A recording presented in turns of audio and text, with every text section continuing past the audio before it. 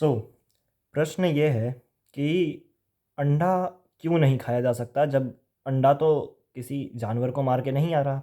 वहीं दारू को भी क्यों नहीं पिया जा सकता, क्योंकि दारू भी तो ग्रेप से बन रहा है ना, अंगूरों से।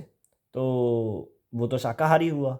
तो ये दोनों चीज़ें सनातन धर्म में मैक्सिमम संप्रदायों में, खासकर वैदिक संप्रदायों में मुमुक्षुओं के लिए क्यों वर्जित है। तो पहले अंडे की बात करते हैं। 3 रीज़न्स दूंगा मैं। तो पहला रीज़न, अंडा आ कहाँ से रहा है? अंडा आ रहा है मुर्गी के रिप्रोडक्टिव सिस्टम से।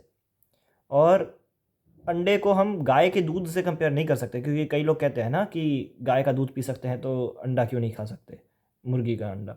तो मेन बात यही आ जाती है कि गाय के दूध को अगर फर्टिलाइज कर दिया होता तो उससे कोई नया जानवर नहीं बन जाता, मगर अंडे के अंदर का जो योल्क है, जो पीला पीला अंदर का योल्क है, वही बाद में जाकर के मांस और पूरा शरीर बनता है बच्चे का, अगर वो अंडा फर्टिलाइज होता।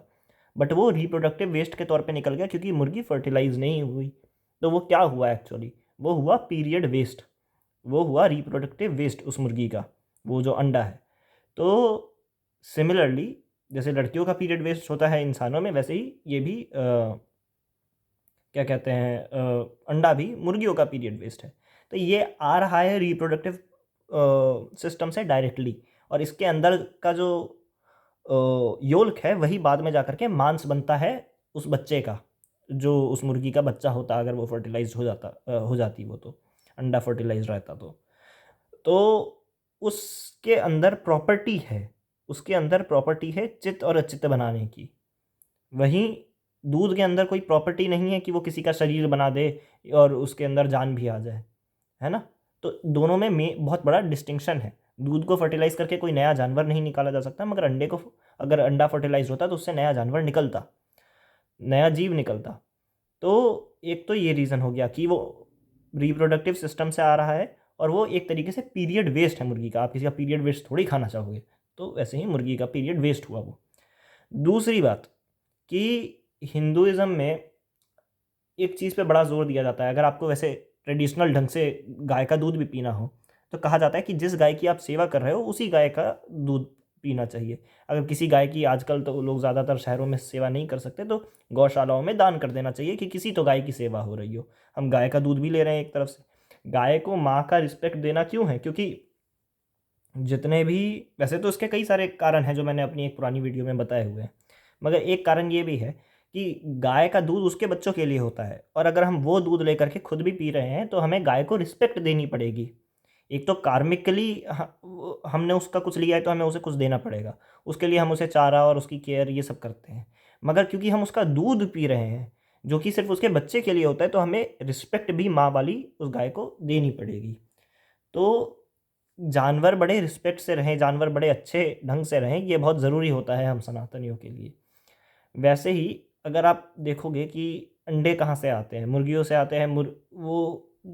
मुर्गियों को इंडस्ट्रियल स्केल पे रखा जाता है, बहुत छोटे छोटे जगहों पे। उसके बाद उनके अंडे आते हैं तो उनको क्या कहते हैं, फैक्ट्रियों के थ्रू और इंडस्ट्री के थ्रू आप तक पहुंचाया जाता है।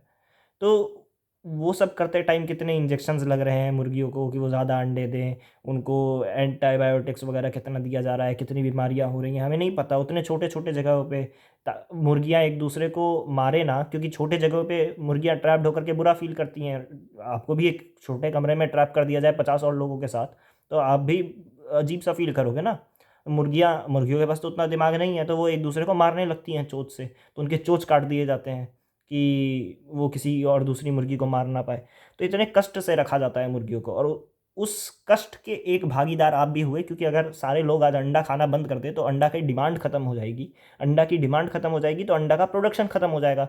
जिस चीज़ के की कोई डिमांड नहीं है उस चीज़ का कोई प्रोडक्शन भी नहीं करेगा।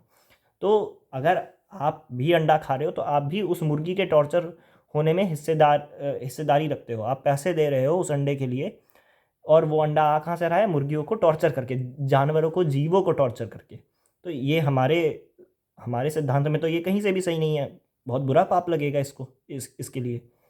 ठीक है। और तीसरा कारण, यहीं पे मैं मदिरा, दारू और इवन लहसुन प्याज को भी ले आऊँगा। हिंदुइज्म में कोई स्ट्रिक्ट वेज नॉन वेज का सिस्टम या वेगन वेज नॉन वेज ये वाला सिस्टम नहीं है। हमारे में सात्विक राजसिक तामसिक का कंसेप्ट है। जितने भी मांस मांसाहारी लोग होते हैं उनमें तमस ज़्यादा होती है। तमस तमस का क्या मतलब हुआ? तमस का मतलब हुआ इग्नोरेंस, नींद, आलसीपना, जिसमें इंसान ज़्यादा कुछ कर ना पाए, वो हुआ। उसके बाद राजसिक, राजसिक में मटेरियल डिज़ायर्स होते हैं कि मुझे ये चीज़ चाहिए, मुझे वो चीज़ चाहिए, और इंसान मटेरियल डिज़ायर्स पे फोकस करके रहता है। फिर सात्विक, सात्विक क्या हुआ? प्योर अवेयरनेस, कि मैं प्रेजेंट में जी रहा हूँ, मैं हर चीज़ को लेके अवेयर हूँ। जो कंप्लीटली सात्विक होते हैं वो स्वामी राम जैसे हो जाते हैं कि अपने दिल को 17 सेकंड के लिए रोक करके दिखा दिया यूएस के यूनिवर्सिटी में। तो इस तरीके के, क्योंकि वो अपने हर एक बॉडीली प्रोसेस को लेकर के भी अवेयर होते हैं। उनके बॉडी में वो जब चाहें तब किसी भी चीज पार्ट को कंट्रोल कर सकते हैं। कुछ भी इनवॉलेंटरली अनअवेयरनेस से ऑटोमेटिकली नहीं हो रहा होता वहाँ पे। वो जब चाहें तो उसको कंट्रोल कर सकते हैं। ये हो गया प्योर अवेयरनेस, भगवान में बुद्धि लग जाना, ये हुआ सात्विकता। तो ये तीन तत्व मान के चलते हैं अब कि ये तीन तत्व हैं सनातन सिद्धांत में। जितना भी मांस वगैरह हुआ वो सब आ गया तामसिक में, क्योंकि आप मार रहे हो जीवों को, उसका बहुत ज़्यादा पाप लग रहा है आपके ऊपर, और उसका एक राजसिक इफेक्ट भी आता है, असुरिक इफेक्ट आता है आपके ऊपर। ज़्यादातर मांसाहारी नास्तिकों के साइड जाने की टेंडेंसी रखते हैं, नास्तिक बन जाने की। अब उसी तौर पे अगर आप दारू को भी देख लो, मदिरा, भले ही वो अब बन रहा हो अंगूरों से, मगर उसको पी करके क्या होता है, आदमी ढंग से एक्ट नहीं कर पाता। उस जितनी अवेयरनेस एक नॉर्मल आदमी के पास होती है वो भी चली जाती है नशे में, है ना। कहीं पे भी लड़खड़ा के गिर जा रहा है, कुछ भी कर रहा है तो बेहोश हो जा रहा है। तो ये सब क्या है? ये सब तामसिकता, कि मैं कुछ कर ही नहीं पा रहा, मेरी अवेयरनेस खो जा रही है। और अंडे के साथ भी यही बात आ जाती है। मांस वगैरह घोर तामसिक में आते हैं, अंडा भी उसी तरीके से घोर तामसिक में आता है, मगर इनके राजसिक इफेक्ट्स भी आते हैं। दारू का भी राजसिक इफेक्ट भी आता है। तमस ये पाप के रूप में आपको देते हैं, और इनका ओरिजिनल जो एक्सटर्नल इफेक्ट है वो रजस के रूप में आपको देखने को मिलता है। तमस के रूप में आपको उस इंसान का मन शुद्ध कर देगा वो, तो उसके डिज़ायर्स बुरे हो जाएंगे। मटेरियल डिज़ायर्स में भी दो तरह के होते हैं ना, कि एक तो मटेरियल डिज़ायर हुआ कि मुझे अच्छा घर चाहिए ताकि मैं अपने परिवार का ध्यान रख सकूं, और एक है कि नहीं मुझे अच्छा लग्जरी घर चाहिए, उसके लिए मैं कुछ भी करप्शन कर सकता हूँ। तो ये दो माइंडसेट हुए। एक माइंडसेट में मुझे अच्छा घर चाहिए परिवार के लिए, ये राजसिक माइंडसेट है कि मुझे अच्छा बड़ा घर चाहिए जिसमें सब कोई खुश रहे। उससे भी बड़ा घर चाहिए जितना मुझे नीड है, उससे बड़ा ही घर चाहिए मुझे, लग्जरी घर चाहिए, मगर वो इसलिए ताकि मेरे परिवार वाले सारे खुश रहें। और दूसरी तरफ कि नहीं, मैं लोग मुझसे जले, मैं सबसे ऊपर हूँ, इस सोच के साथ कि मुझे बड़ा घर चाहिए। तो ये एक तरफ से तामसिक राजसिकता है और दूसरी तरफ से राजसिक राजसिकता है। तो मांस, अंडा, मदिरा, ये सब तामसिक राजसिकता को बना देते हैं, ये पाप देते हैं, तमस वाला माइंडसेट बनाते हैं, तमस वाला, और आपके आपके आउटवर्डली एक्शंस में ये रजस के तौर पे निकलते हैं। तो हमें यहाँ से क्या सीखने को मिला? तीन बातें आ गई। अंडे के कॉन्टेक्स्ट में तो पहले ये आई कि वो पीरियड वेस्ट है, किसी भी जानवर का आप पीरियड वेस्ट क्यों खाना चाहोगे, पहली बात ये।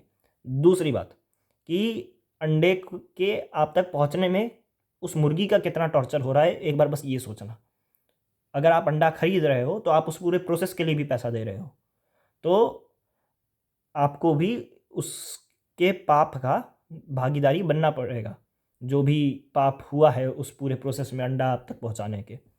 और ये था दूसरा। और तीसरा कि ये सब घोर तामसिक चीज़ों में है, तामसिक राजसिक इफेक्ट्स देते हैं ये, आपके मन को भी तामसिक कर देंगे, तामसिक पाप भी आपको देंगे, और आपके आउटवर्डली एक्शंस में रजस की तौर पे, तामसिक रजस के तौर पे देखने को मिलेंगे ये।